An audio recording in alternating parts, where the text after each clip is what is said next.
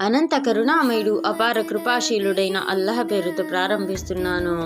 అస్సలాము అలైకుం రహమతుల్లాహి వబరకాతుహు. హజ్రత్ ఆయిషా గారి కథనం ప్రకారంగా నేను దైవ ప్రవక్త గారితో స్త్రీలపైన కూడా జిహాద్ యొక్క బాధ్యత ఉందా అని నేను ప్రశ్నించగా దైవ ప్రవక్త గారు ఈ విధంగా సమాధానం ఇచ్చారు. అవును, స్త్రీలపైన కూడా జిహాద్ యొక్క బాధ్యత ఉంది. అయితే వారు యుద్ధంలో పాల్గొనటం కాకుండా, చంపడం చావడం అన్నది కాకుండా వారు హజ్ ఉమ్రాలు చేయటం ద్వారా వారి యొక్క జిహాద్ యొక్క బాధ్యత అనేది నెరవేరుతుంది అని చెప్పడం జరిగింది.